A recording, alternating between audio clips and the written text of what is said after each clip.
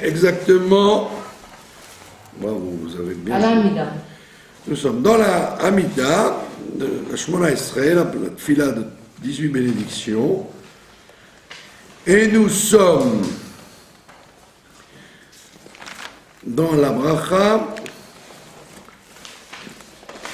On avait expliqué la bracha concernant la Parnassa. Une bracha qui s'appelle Barech Aleinu. D'accord? Après, nous allons faire la bracha Teka beshofar gadol lecherutenu. Alors, il y a une bracha qui s'appelle Teka beshofar gadol lecherutenu. Ça veut dire, s'il te plaît, sonne du grand chauffard pour nous, pour notre libération. D'accord? Sonne du grand chauffard pour notre libération. Alors de quoi ça parle? C'est que il y a le principe du chauffard, ça c'est Rosh Hashanah. La sonnerie du chauffard en Rosh Hashanah, c'est pour réveiller les gens qui sont endormis par la vie, par la routine de la vie. Et donc, on sonne du chauffard, comme dit le Rambam, pour réveiller les cœurs à retourner vers Dieu. Donc c'est ce qu'on appelle le chauffard. Maintenant, il y a le chauffard gadol. Le chauffard gadol, ça c'est écrit dans une prophétie de Ishayahu, de Isaïe, qui dit là-bas, Ve'aya bayomahu, ce jour-là, Itaka b'shofar gadol. Il sera sonné du grand chauffard et viendront les perdus de Ashur et les contrits d'Égypte. Les gens qui sont perdus dans la civilisation de Ashur et ceux qui sont dans l'angoisse de la civilisation égyptienne. Et ça s'appelle Shofar Gadol. Et pourquoi Shofar Gadol? Pour faire la même chose que le Shofar de Rosh Hashanah, c'est-à-dire de réveiller les endormis par la routine de la vie. Alors il y a la routine de la galoute. Pour réveiller les gens qui sont endormis dans la routine de la galoute, il faudra qu'il y ait le chauffard gadol. D'accord? Le grand chauffard.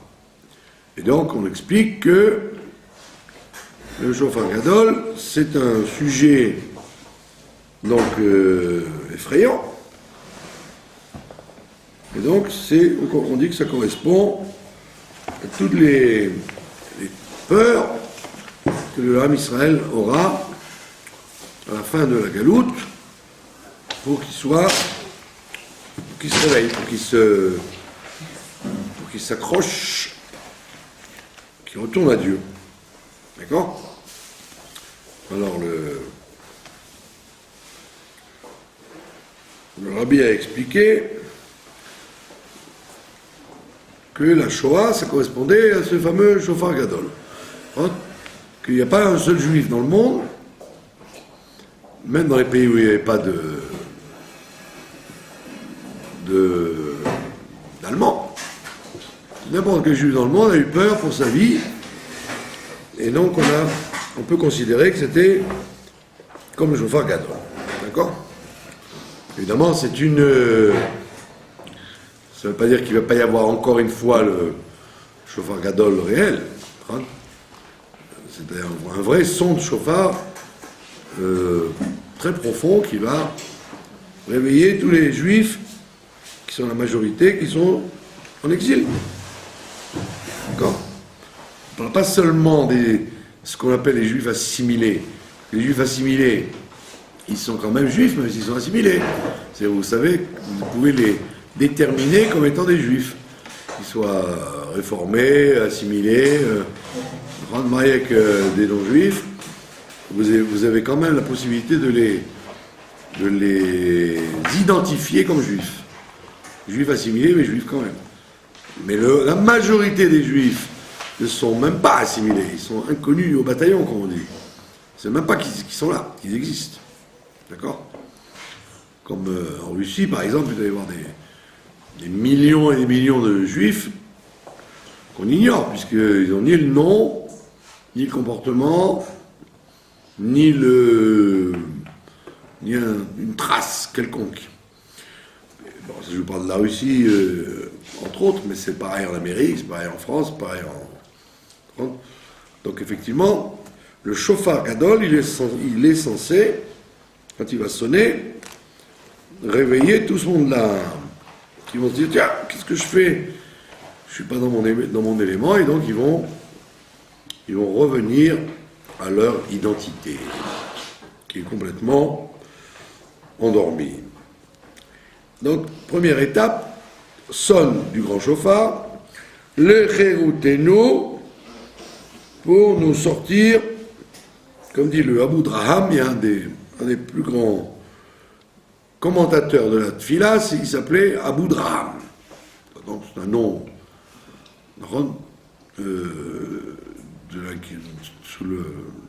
sous l'influence islamiste en Espagne, il s'appelait Abu Draham. Et donc c'est un des Rishonim, des gens d'Espagne avant l'Inquisition, et lui il a commenté toute la Tfila, et il explique que ça veut dire Lecherutenu pour notre liberté. Il dit que c'est pour nous libérer de l'influence des nations. Parce qu'il y en a qui disent que la Géoula, ça n'est que sortir de l'influence des nations. Pas plus que ça. C'est ni Beth Amikdash, ni dévoilement de Dieu, ni miracle. C'est un phénomène que nous sortirons de l'impact que les nations ont sur nous. D'accord? Alors évidemment, les sionistes, ils ont voulu dire, ben voilà, c'est l'État d'Israël, en est la preuve, mais quand on est honnête, on se rend compte que l'État d'Israël n'illustre pas tellement ce phénomène, puisque, jusqu'à maintenant, ils ne font que ce que les nations leur disent de faire. D'accord? Quand les gens disent, mais oui, on a une situation, le monde est un village, donc tout le monde est lié avec tout le monde. C'est vrai, c'est exact, c'est tout à fait vrai que chaque pays dépend d'un autre, c'est un domino, un super jeu de domino. Mais la différence, c'est que on peut intervenir dans ta vie quand il s'agit que des sujets économiques. Mais là, il s'agit de ta vie ou de ta mort. Et là, donc, ça veut dire que c'est différent quand on te dicte ce que tu dois faire et que ce qu'on te dit que tu vas provoquer la vie ou la mort de gens, ça ne faut pas dire que ça s'appelle une dépendance comme tout le monde. Donc il y a un problème de ne pas être sorti encore de l'emprisonnement des nations. Donc, le jour où on sortira de l'emprisonnement des nations, sans penser ce qui va nous arriver, etc., alors on pourra dire qu'on aura vécu le mouvement qui s'appelle Cherutenu. D'accord? Pour l'instant, nous sommes loin du Cherut. Voilà. Vessa nes les kabetz, vous pouvez prendre des sidurim et les ouvrir, puisque ce n'est pas un cours oral, c'est un cours sur la tfila que vous avez devant vous. Donc il est élémentaire d'ouvrir le sidour devant soi. Qu'est-ce qu'il dit qu'est-ce qu'elle dit dans la bracha? Vessa nes les kabetz galuyotenu. Et soulève l'étendard pour rassembler nos galouyot, nos différents rassemblements, nos différents éparpillements, les différentes galouillottes qu'il y a. c'est-à-dire toutes les communautés qui sont soumises à une galoute particulière. Comme on a dit que le Shofar Gadol, dont a parlé Ishayahu, il a dit Ishayahu, en ce jour-là, on sonnera du grand chauffard. Et je vous ai dit la suite du verset. Viendront les Ovdim, les perdus, les Eretz Ashur, du pays de Ashur, et les Nidachim, les Assyriens, et les Nidachim et les repoussés d'Égypte. D'accord? Alors, comme la Torah est éternelle, aujourd'hui, il n'y a plus personne, ni en Égypte, ni en Assyrie. La Syrie n'existe plus, d'ailleurs, d'accord? Ça s'appelle l'Irak, aujourd'hui. L'Irak et la Perse, bon, c'est un mélange. Donc, de qui s'agit-il quand on dit les gens qui sont perdus chez Ashur et ceux qui sont repoussés en Égypte? Ashur, ça vient du mot Osher, qui veut dire la richesse, le bonheur. Osher, c'est le bonheur, avec un F, d'accord? Les gens qui sont heureux. Donc, c'est-à-dire, c'est les gens qui sont dans les pays occidentaux, qui sont heureux, hein, qui vivent dans les pays démocratiques, où ils peuvent s'assimiler tranquillement, puisque on ne les fait pas souffrir. D'accord? Et Mitzraïm, à l'époque, c'était les gens qui vivaient en Union soviétique et en Syrie, dans les pays où ils étaient poursuivis en tant que juifs. Donc il y avait deux sortes de galoutes, la galoute des pays riches et la galoute des pays pauvres. D'accord? Aujourd'hui, la galoute des pays pauvres a disparu. Il n'y a plus d'Union soviétique et de Syrie, plus de juifs qui souffrent là-bas. Et donc, il reste donc encore la galoute d'Ashur, qui est la galoute des gens heureux, qui se vautrent dans les plaisirs de l'Occident et qui sont assimilés complètement. D'accord? Donc, c'est de ces deux galouillettes qu'on parlait. D'accord? Donc, il te dit, ça naisse et soulève l'étendard, c'est-à-dire relève le blason et rassemble les juifs qui sont exilés, d'accord? Vekabetsenu yachat, et rassemble-nous tous ensemble, mais arba kanfot haaretz, des quatre coins du monde, les artsenu, sur notre terre, d'accord? Donc dans la Géoula, il y a un sujet de se rassembler sur notre terre. D'accord? Pas de question? Le Gaon de Vilna, dans sa sagesse, explique qu'il y a trois sortes de galoutes là-dedans. Teka b'shofar gadol echeretonu, 1. Mesanes le gabet galuyotenu, 2. Kabetz yachad me'arba kanfot haaretz l'artzenu, 3. Il y a trois sortes de galoutes. Trois sortes de gens qui sont en galoute, d'accord? Donc il y a la galoute spirituelle, c'est-à-dire quelqu'un, comme on le voit, des gens qui peuvent faire la Torah, les mitzvot, être croyants, mais ils n'en ont rien à faire que le Mashiach vienne. Comme l'immense majorité, comme tous les juifs orthodoxes, à part une poignée,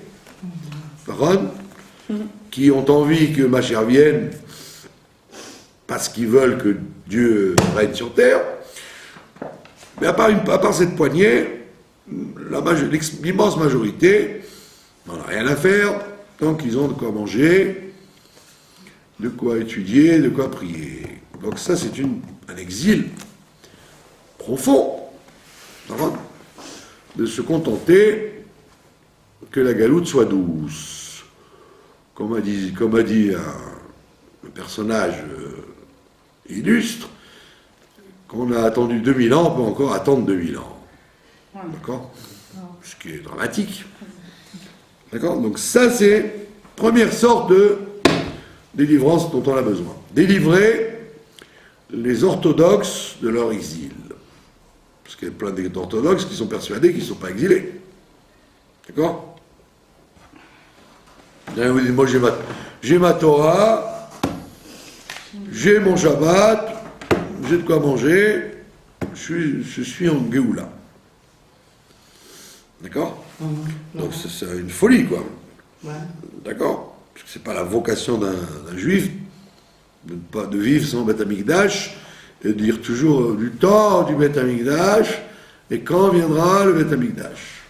Ça peut pas être une fin en soi. D'accord? Tant qu'on ne peut pas faire les mitzvot comme il faut, ça s'appelle pas la Géoula. Deuxième catégorie, c'est ce que je vous ai dit tout à l'heure, c'est les gens qui sont assimilés mais qui savent qu'ils sont juifs. D'accord? Ce que je sais, moi, pas vous citer des noms, des gens qui sont assimilés, donc qui ne font rien pour manifester leur judaïsme, mais qui savent encore qu'ils sont juifs. D'accord?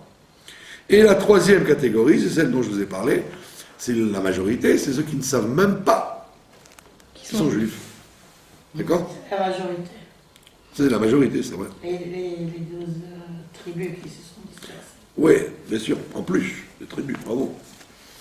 En plus des tribus, des 10 tribus, d'accord, dont nous ignorons l'identité apparemment. Donc voilà, c'est trois sortes de délivrance qu'il va y avoir. D'accord? Et on finit la bracha en disant Baruch ata Hashem, Mekabetz Nidechei Amo Israël, qui rassemble les repoussés de son peuple Israël. D'accord? Donc, si vous avez remarqué quelque chose, les brachot du début, celles qu'on a vues jusqu'à maintenant, donne-nous l'intelligence, ramène-nous à la Torah, pardonne-nous, vois notre misère, soigne-nous, donne-nous la parnassa. Ça, ce sont des brachot individuels. D'accord? Ce sont des brachot de l'individu. C'est ce dont la personne a besoin chaque jour. Maintenant, avec Teka et Shofar Gadol, on rentre dans des brachot du klal, du peuple. Des brachot qui ne sont plus des brachot de mes intérêts personnels, mais du klal d'Israël.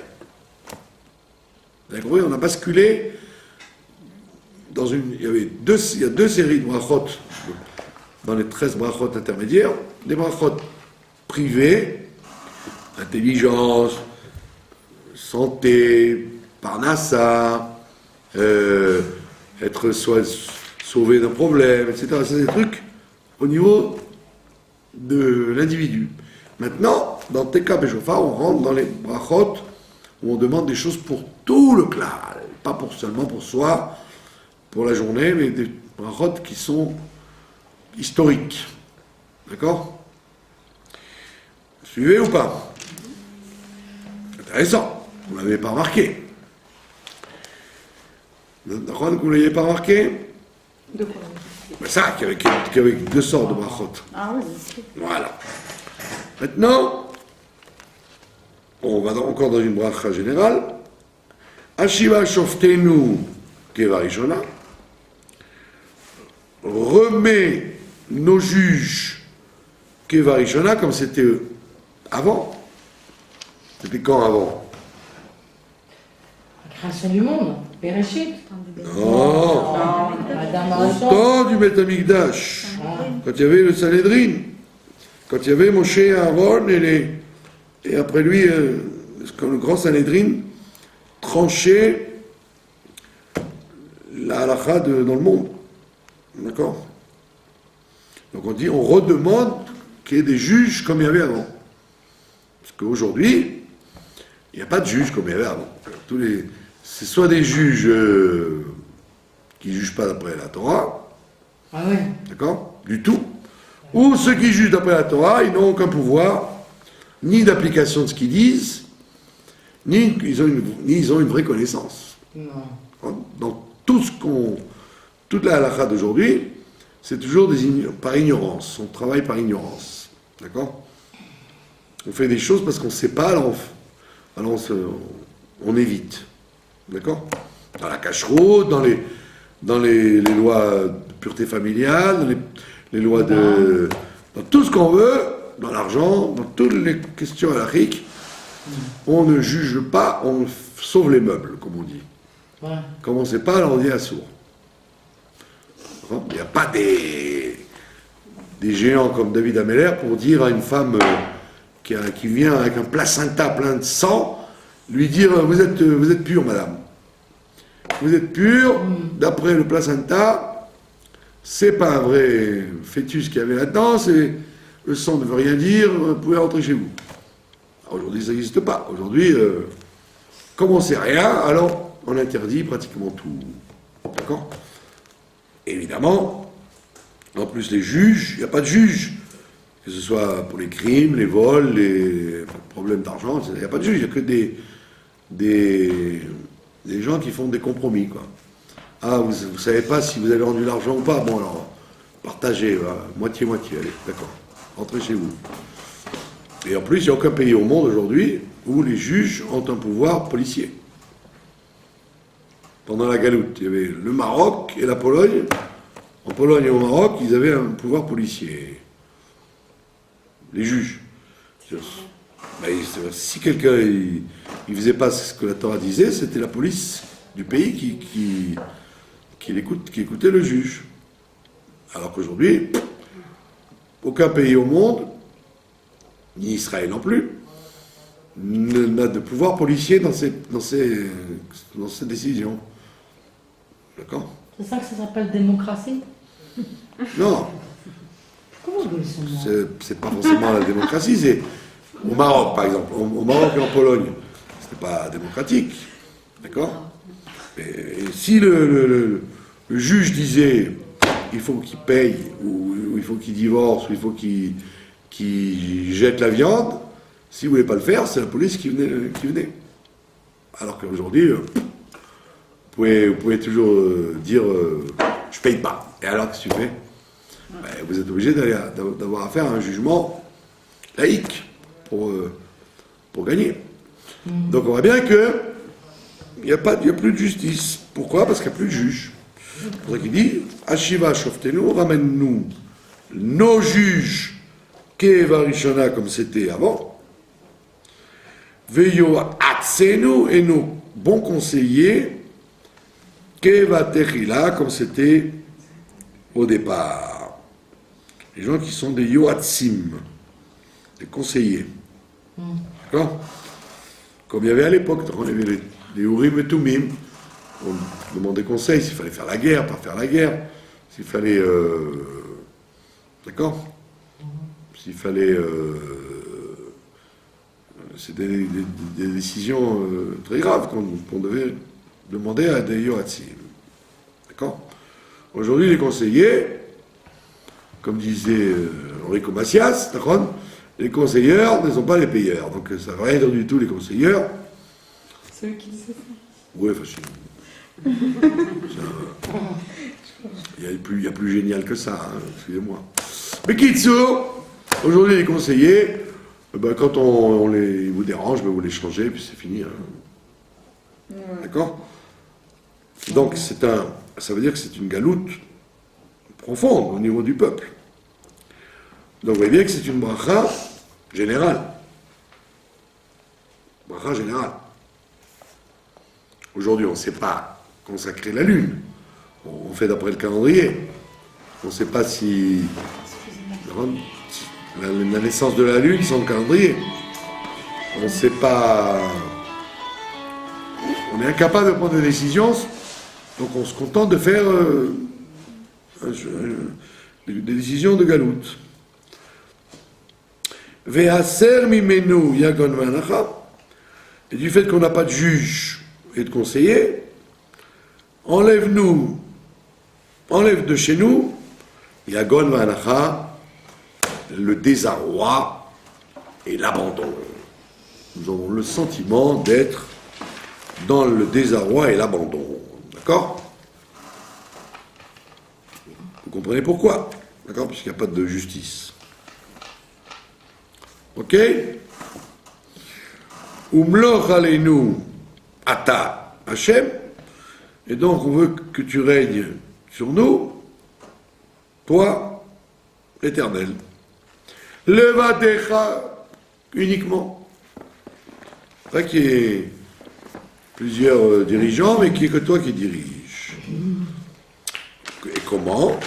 Bechesed, avec bonté, ou verachamim et miséricorde, betzedek, avec justice, ou mishpat, et avec égalité du droit, droiture. C'est encore une galoute très intéressante en Israël, la galoute du monde religieux qui, quand on l'accuse de vouloir instaurer ce qu'ils appellent Medinat Halacha, un État basé sur la Halacha, au lieu de se défendre de façon facile, en disant « mais bande de crétins que vous êtes », pour pas employer un autre mot, bande de crétins que vous êtes, si c'était Medinat Halacha, eh ben il y aurait de la justice sociale. C'est ça la Medinat Halacha. Hein? La Medinat Halacha, ça n'a jamais vu qu'on mettait un policier devant les gens s'ils faisaient Shabbat ou pas, au temps du Beth Amikdash. Ce que tu fais à la maison, ça ne me regarde pas. Tu veux manger du lait et de la viande, je vais pas te regarder dans tes éviers. Mais la Medinat Halacha, c'est ce que Ben Gurion disait d'ailleurs. C'est le Tanakh, c'est-à-dire la veuve, l'orphelin, la justice sociale, etc. Donc ces abrutis d'Aaron d'orthodoxes qui sont dans les partis politiques, au lieu de dire oui, il faut Medinat Halacha, c'est ça la vraie solution sociale. D'accord? Alors pourquoi tu ne te défends pas de ça en disant oui, si la Medinat Halacha, ça veut dire la Perse, là, l'Iran, là. Qu'on va couper la main des voleurs, qu'on va poursuivre les gens parce qu'ils ne font pas la prière. Mais jamais la halakha n'a jamais fait ça au temps du Beth Amikdash. Jamais on a vu qu'on poursuivait les gens parce qu'ils n'avaient pas offert un korban. Mais par contre, le prophète, il disait, jusqu'à quand les riches vont-ils exploiter les pauvres? Jusqu'à quand les veuves vont-elles être sans manger, etc., etc. Donc au lieu de dire oui, il faut Medinat Halacha, parce que Medinat Halacha, c'est pas Shabbat et ta cache-route. Ça ne me regarde pas ce que tu fais dans ta maison. Donc on voit qu'il y a une crapulerie au niveau du monde orthodoxe qui est de laisser faire, de ne pas répondre à ça, parce qu'ils ont trop d'intérêt pour leur yeshivot et pour leur truc, qu'ils n'ont pas envie de se défendre là-dessus. Alors que ce serait évident de dire oui, il faut Medinat Halacha. On va vous expliquer ce que c'est Medinat Halacha. Vous qui faites des manifestations pour le yaourt, qu'on descende le prix du yaourt, qu'il y ait une justice sociale de base, que les banques ne vous exploitent pas, que les patrons vous payent en valeur, ça c'est la Torah. Là-dessus, le Sanhédrin se mêlait à l'époque. Les prophètes, ils criaient sur les rois, mais ils n'ont jamais crié parce que les gens ils mangeaient du faisan ou du lait, de la viande. Hein. Il n'y a pas écrit ça dans les textes des prophètes. Puis ils parlent toujours des gens qui ont le pouvoir et qui s'en servent pour faire du mal aux gens. Donc c'est ce qu'on appelle une galoute profonde, de ne pas justement vouloir qu'il y ait Medinat Halacha. Qui c'est qui a inventé le Shabbat? Le fait de laisser un ouvrier ne pas travailler. C'est les prophètes qui instauraient le Shabbat. Pas pour que les gens fassent le kiddush, pour que les gens arrêtent d'exploiter les pauvres qui travaillaient 7 jours sur 7. Mais alors que chez toi tu as envie de regarder la télévision, c'est pas mon problème. Alors les orthodoxes, ils donnent tout le contraire de cette image-là, et ils ont sûrement des raisons qui ne sont pas cachères pour ça. Sinon ils pourraient se battre pour ça. Parce que les gens de la rue, ils croient que Medinat Halacha, ça veut dire, c'est aller poursuivre les gens. Ah, Kippour, tu fais pas Kippour, tac, je vais te tirer dessus.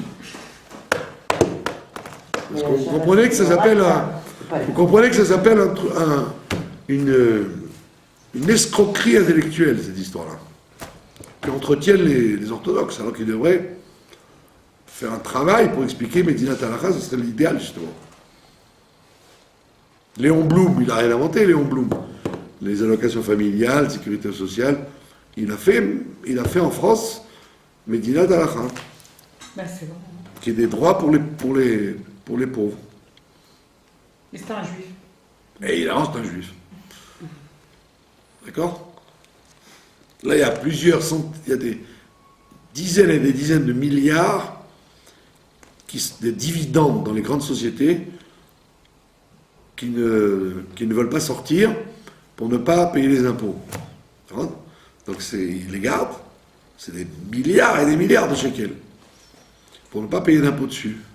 Vous croyez qu'on va à la maison leur dire vous allez sortir les dividendes des sociétés pour les donner aux pauvres? Pas du tout. Parce que le pouvoir est corrompu et qui travaille pour les riches. Vous pouvez travailler dans un truc qui gagne des milliards, vous gagnez 20 shekels par heure. Ça s'appelle pas... Donc s'il y avait Medinat Halacha, ça n'est pas comme ça. Parce qu'il y a écrit que l'employeur doit partager ce qu'il a avec les autres, tatati, tatata. C'est pas du communisme, mais c'est, en tous les cas, du social. Et donc, c'est ce qu'on te dit, enlève-nous, puisqu'il n'y a plus de juges pour trancher ça, enlève de nous, Yagon Manacha, la tristesse et la Anacha, ça veut dire fait de soupirer. Et dire aïe, aïe, aïe, aïe. Jusqu'à quand nous allons vivre dans une situation d'exploitation. D'accord? Vous suivez ou pas? Ou blog allez-nous, donc, toi-même, on veut que tu règnes tout seul. Et comment tu règnes tout seul? Pas par la police et par les coups, mais chesed ou venachamim, par la bonté et la miséricorde. D'accord? Ça veut dire que quand Mashiach viendra, parce que c'est sans lui, il n'y a aucun espoir que ça change, au contraire, il n'y a que la certitude que ça va s'aggraver, d'accord, chaque jour. Quand Mashiach viendra, les choses seront claires. Donc on saura, on ne pourra plus être jaloux des autres, puisque on verra qui mérite quoi, et qui a droit à quoi, tout sera clair au regard de chacun. D'accord? Donc il n'y aura plus besoin de s'angoisser, puisque si quelqu'un mérite d'être riche, ben on verra qui mérite. Et celui qui ne mérite pas, on verra qui ne mérite pas. D'accord? Betsedek ou Mishpat, c'est-à-dire que tu nous juges Betsedek, c'est-à-dire avec justice, d'accord? Ou Mishpat, et avec un jugement. Parce qu'il peut y avoir... il faut qu'il y ait un Mishpat, c'est-à-dire qu'il faut qu'il y ait les deux parties qui parlent et qui disent, voilà, moi j'ai fait ça, toi tu as fait ça, tu es là. Donc il faut qu'il y ait un jugement pour qu'il y ait un tzedek, pour qu'il y ait une justice. Baruch Hashem, béni sois-tu éternel, Melech Ohev, qui est un roi qui aime Tzedaka ou Mishpat, la justice et le jugement. D'accord? Quelle différence faites-vous entre Tzedek et Tzedaka? Bonne question. Quelle différence à dire entre Tzedek et Tzedaka?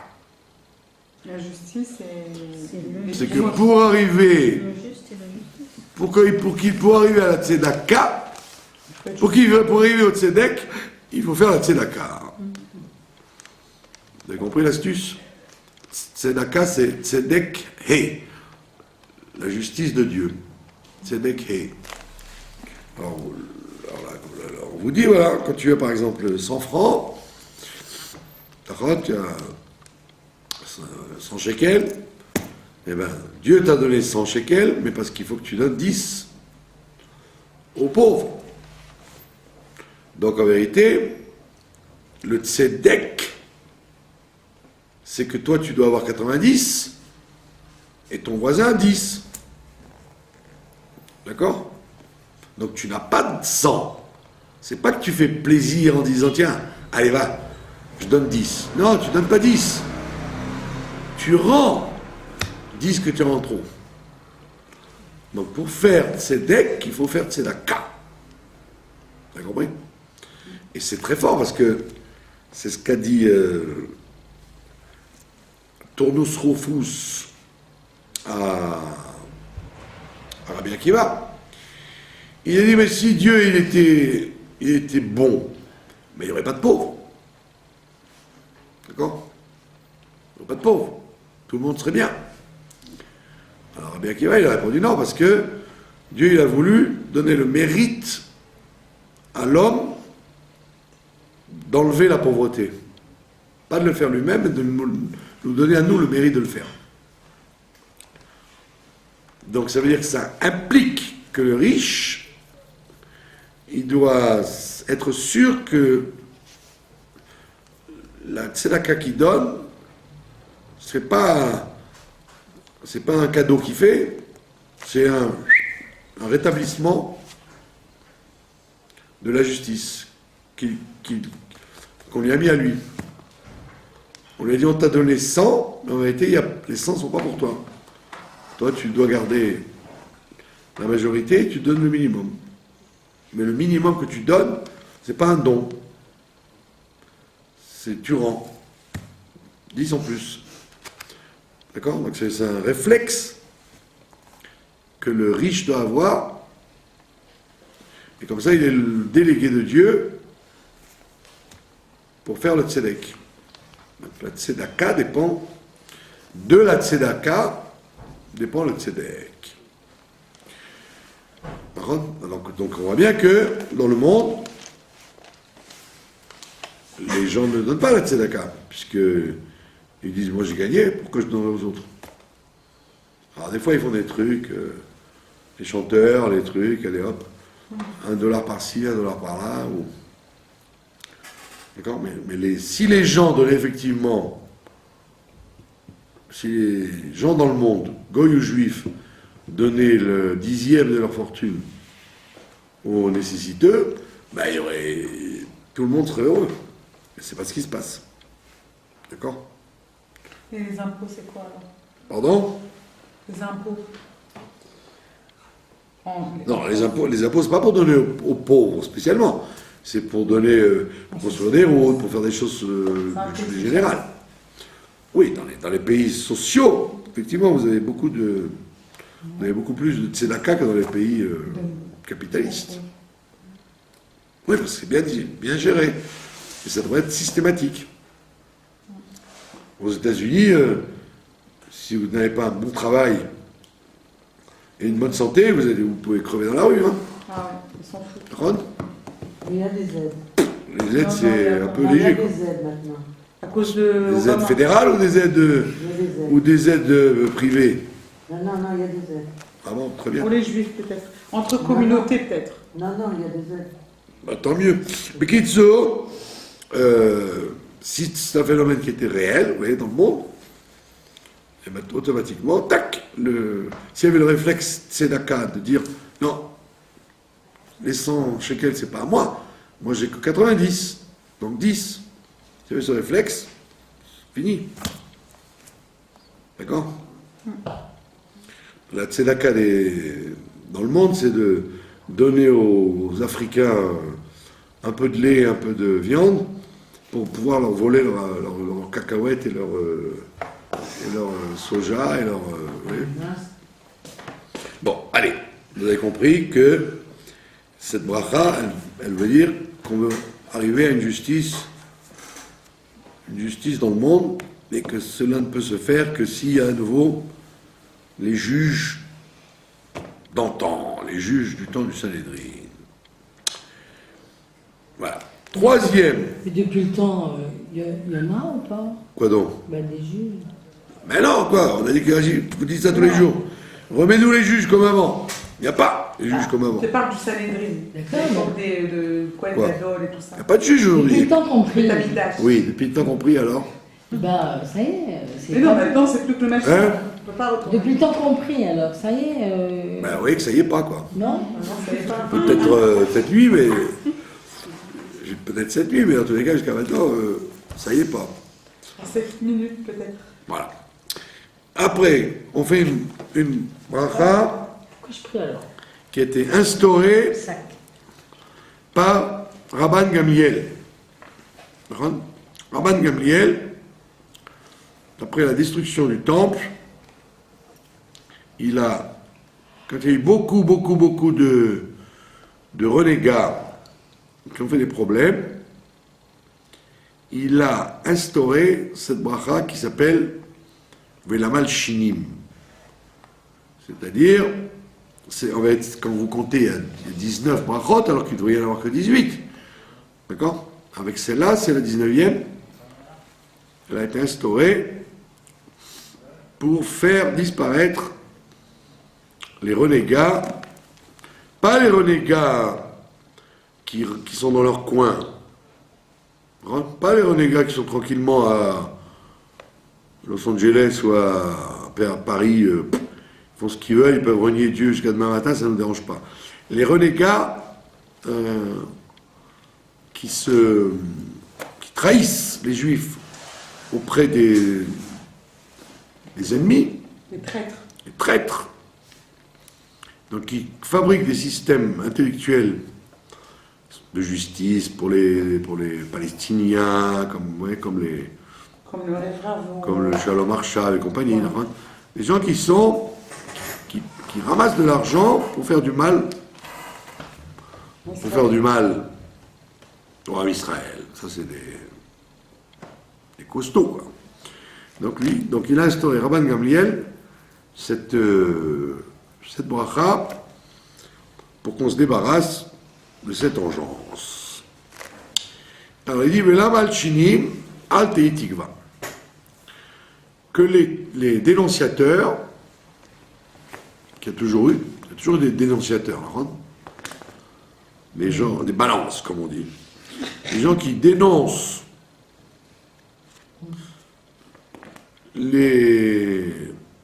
la communauté auprès des gens qui veulent du mal. D'accord? Donc, que les malchinim, al tei tikva, il n'est plus droit, qu'il n'est pas d'espoir. Vous connaissez le proverbe à la mairie de Jérusalem, que si vous dénoncez un voisin qui a construit un balcon, une pièce en plus, sans demander l'autorisation à la mairie, il vous fait une remise de taxes. Ah, Alors, ça alors. alors les gens ils rigolent, ils disent Velamal Shinim al Tei Tikva, Aval yesh hanacha. Celui qui En Israël, c'est comme au dénonciateur, il n'y a pas d'espoir, mais il y a une remise. D'accord? Al Tei Tikva, Aval yesh hanacha. Oui, c'est comme ça, ils vous incitent, et ils en font même de la publicité dans les médias. Que tu dénonces les gens qui ne payent pas les impôts, ou qui construisent ils te font un avantage social. Alors, si c'est quelque chose d'Alpi-Torah, il faut le faire. Mais si c'est quelque chose qui va contre la Torah, tu n'as aucune raison d'aller dénoncer. D'accord?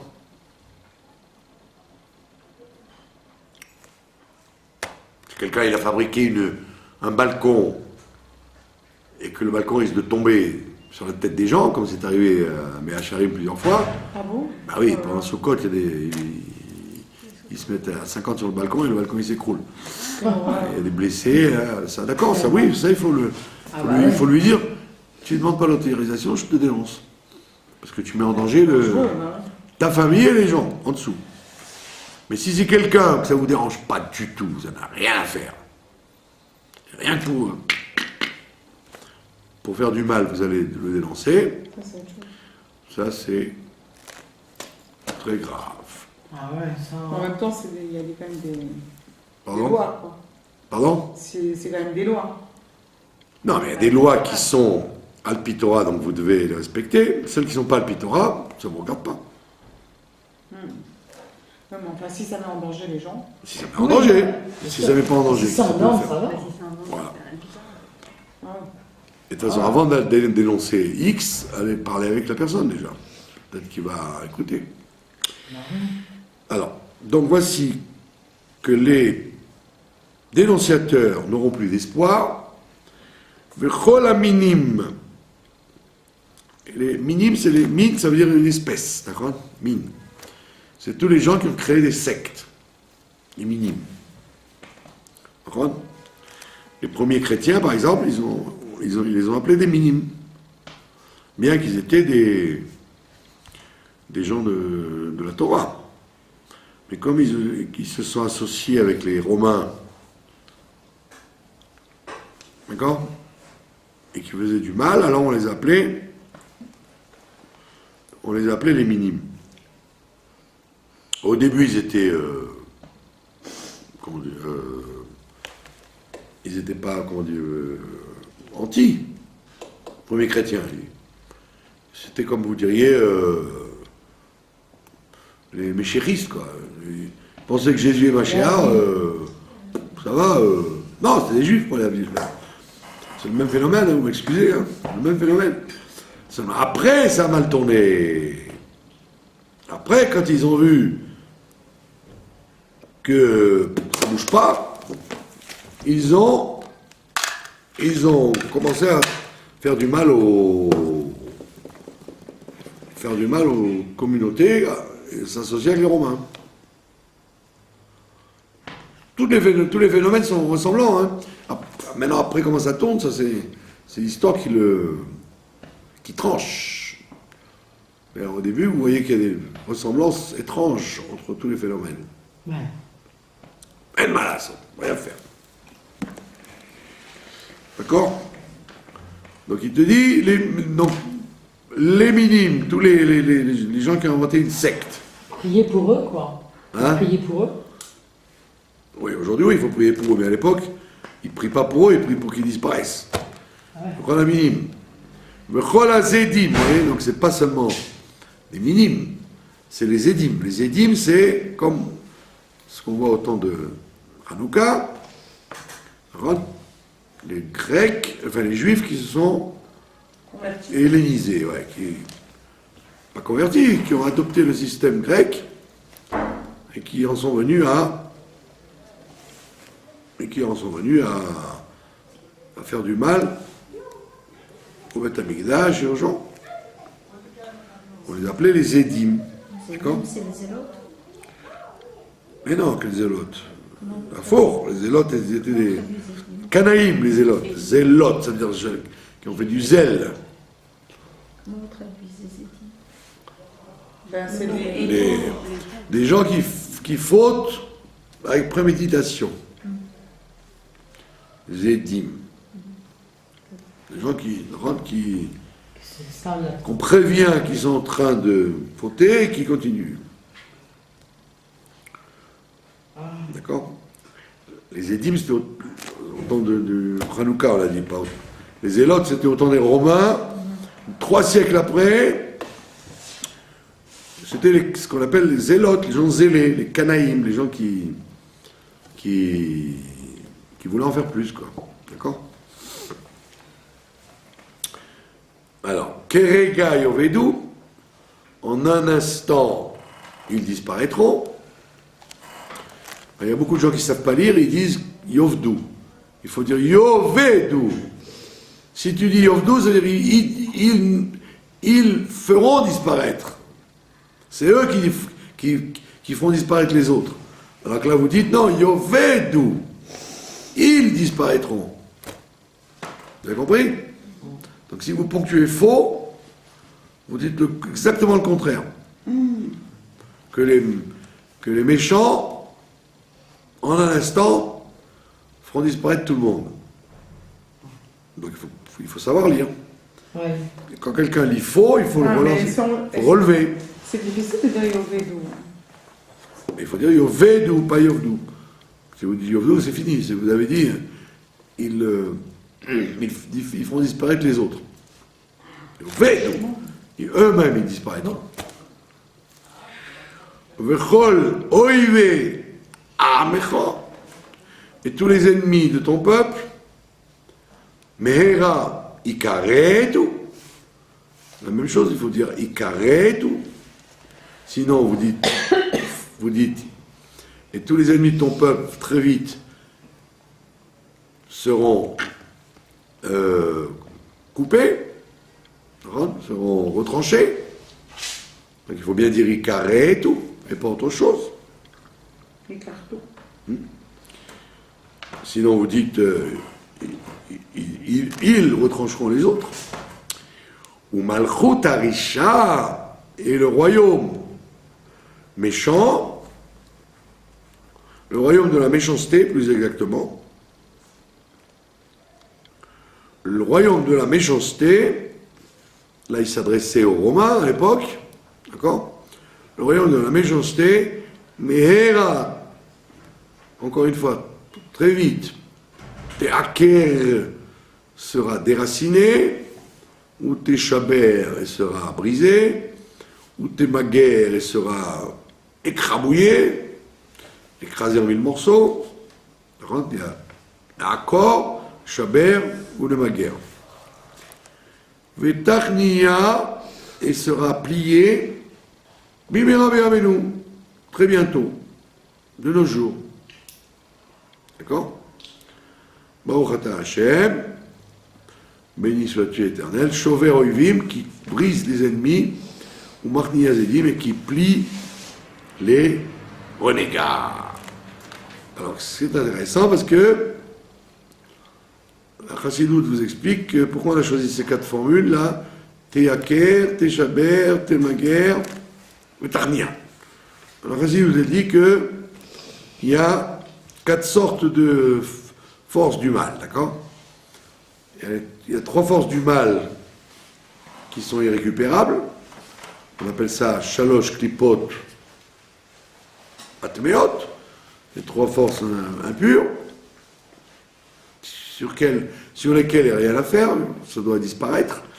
Et il y a une force du mal qui contient du bon et du mauvais, qu'on appelle en hébreu la Klipat Noga.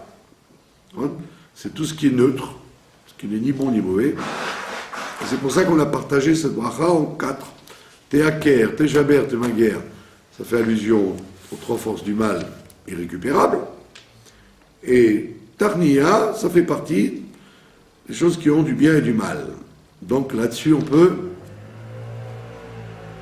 prendre le bon et garder et éliminer le mauvais.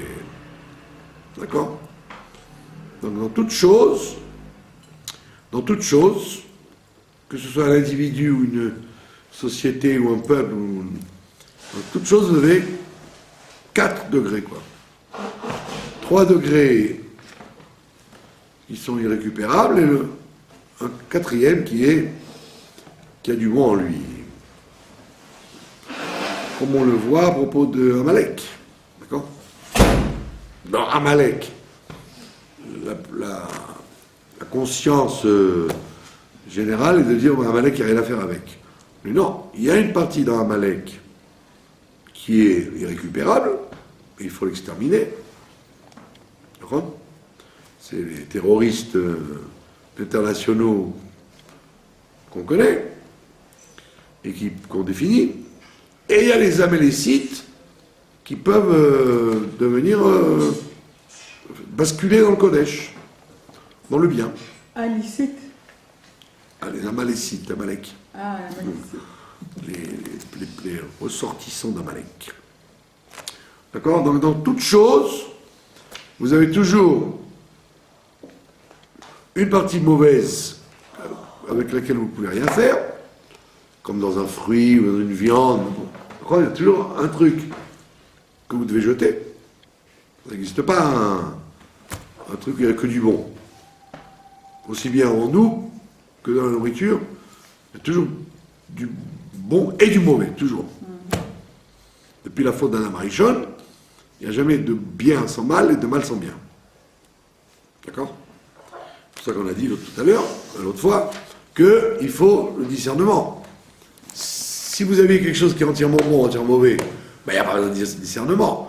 Vous jetez le mauvais, vous gardez le bon. Mais c'est que dans chaque chose, vous avez ça. Vous avez du bon et du mauvais.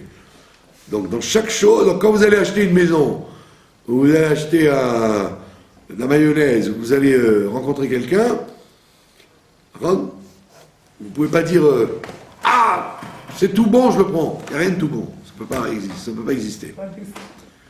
Ni un mari, ni un morceau de viande, ni une maison, ni une valise.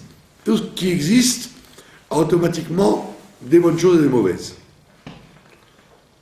Donc qu'est-ce que ça veut dire choisir? Choisir, ça veut dire le bon qui m'intéresse maintenant. Peut-être qu'il ne sera pas bon demain, mais pour l'instant, je ne me regarde pas le mauvais qui attend, c'est le bon qui m'intéresse. On dit la perfection, c'est la limite d'Hachem. La perfection n'existe pas. D'accord? Donc dans la création, vous avez donc des choses qu'il faut déraciner, briser, écrabouiller, en mille morceaux, et des choses, et dans la même chose, vous avez tarni un truc que vous pouvez récupérer, le plier au bien. Donc il faut penser à ça quand vous faites cette bracha-là. Parce que les brachot, on l'a vu, c'est général et c'est aussi particulier. C'est clair? Vous voyez que tout ça, ce sont des brachot pour le clan d'Israël. Ce n'est pas simplement de mes problèmes à moi que les renégats disparaissent. Parce que vous pouvez ne rien avoir avec les renégats dans la vie. Vous n'êtes pas toujours confronté avec des gens qui vont vous trahir aux États-Unis ou... Alors, ce qui est intéressant, c'est qu'il y a les Mefarshim, les commentateurs, qui sont venus tard, pas comme le Aboudraham, qui était au Moyen-Âge, comme le Péléioès, enfin des commentateurs qui sont venus dans les derniers siècles, ils disent, au début de la galoute, dans les kavanotes de la tfila, ils disent, au début de la galoute, il fallait mettre l'accent sur les brachot particulières. Il fallait mettre plus l'accent sur le début, etc. Ils disent, maintenant qu'on est à la fin de la galoute, il faut surtout mettre l'accent sur les dernières brachot. Sur les brachot du clan d'Israël. Voilà, les brachot du clan d'Israël. Donc au début, il fallait mettre l'accent sur les choses privées. Maintenant, il faut mettre l'accent sur les choses publiques. Et pour quelle raison? Parce que ça veut dire qu'en fait, le bon Dieu, en fin de galoute, il s'occupera de ta parnassa, ta santé, tes trucs privés, ça, il va s'en occuper.